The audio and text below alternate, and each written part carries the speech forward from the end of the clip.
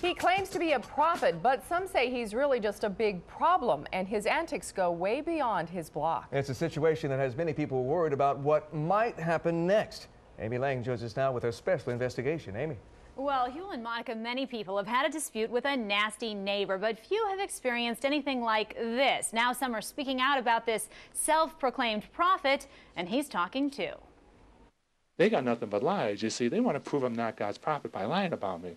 That don't prove anything. It just proves that you're lying and going to hell. But who's really lying here? Is it Ken Kluk, a self-proclaimed prophet and healer who says he's God's only anointed one? Or is it the police and neighbors who filed dozens of complaints against him? The first report I received said I was stalking the children, following the children. It says I was stalking the women, following the women. It said all kinds of stuff.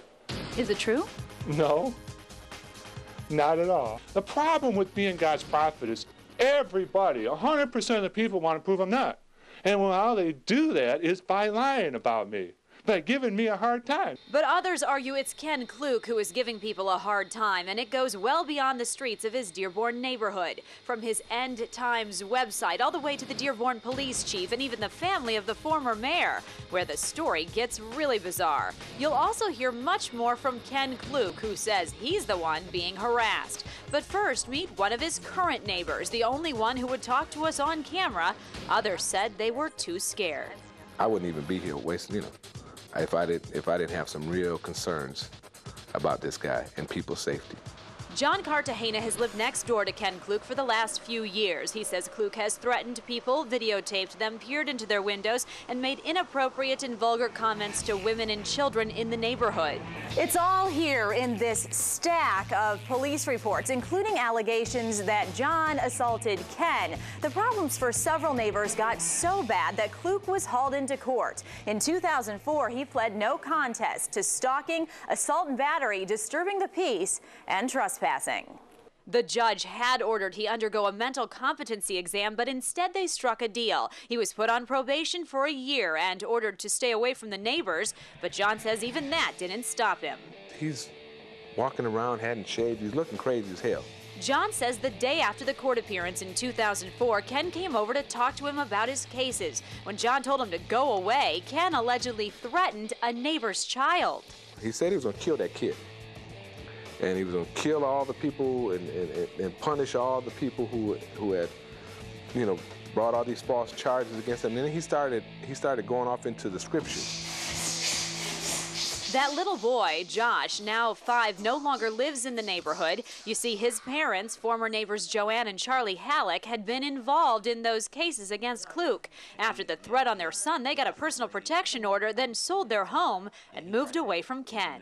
His actions have proven that he can lose it. He can say and do things that are inappropriate, and you don't know how much further he's willing to push it. We knew that we couldn't let our son live in this kind of situation. He's scary. He's a time bomb waiting to explode. Those concerns stem partially from what's on Kluk's website. Claims that God has punished the former Dearborn mayor and his family, as well as police, for harassing him. A few months ago, police investigated Kluk for threatening the chief online. He also claimed 2 Dearborn cops who had had heart attacks had been killed by God for unwarranted attacks against him. He also said because Police Chief Selesky and his fellow officers think they are more powerful than God, God will show them. He also writes about longtime Dearborn Mayor Michael Guido, who died of cancer in December. Kluk says he warned Mayor Guido that he was going to die and writes about curses on the mayor's family, including his widow, which leads to another very disturbing incident. According to police reports, in January, Mrs. Guido received a Happy New Year's card with a typed message inside. It said it was from her deceased husband, that he and Saddam Hussein were roommates in hell. It was signed, "My love always, Michael," and it was postmarked from Hell, Michigan. Kluk was questioned by police but denied sending the card and refused to take a polygraph. Did you send that to her? No, I wouldn't send anybody. I've never sent a threatening letter to anybody. We met up with Ken Kluk at his Dearborn home, headquarters for his Light of God ministry, to ask him about these allegations, from the disturbing card to problems with his neighbors. I've had no conflicts. They've walked around telling lies about me behind my back. I've had no conflicts and no fights with any neighbors except for this guy over here who hit me with a baseball bat. And what about the Dearborn police and, in particular, the chief? The mayor was warned that God would get rid of him. God gave him cancer. If a year from December, whatever, that fire chief or police chief isn't out, God will get him out one way or another. And is that considered a threat? Dearborn police refused to do an interview, citing their involvement in the case.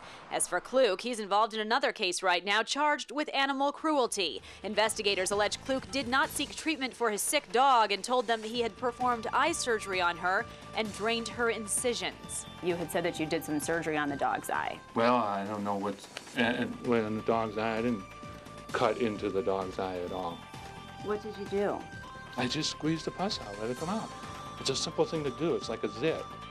And that was all I could do to help the dog, gently, with God's guidance. Ken says he and his wife, a school teacher, did take the sick dog to the vet, but the vet refused to treat her. The case will be in court in July. And it's just one more reason neighbors say they're worried. Should your neighbors be afraid of you? They got nothing to be afraid of. They should be afraid of God. Now, although Dearborn police did not want to comment on this case, they say in cases like these, people really need to contact the cops when there are problems. They need documentation, and they don't want people trying to handle these situations on their own. Amy, does this guy have a church, a following? Does he even have a job? He does not work, but he did have a church, and he claims that he was harassed so much and that his parishioners were harassed so much that he had to shut it down, and I believe that was in a hotel somewhere. All right, Amy, thank you. Kind of disturbing. Yes, it is. Thank you very much.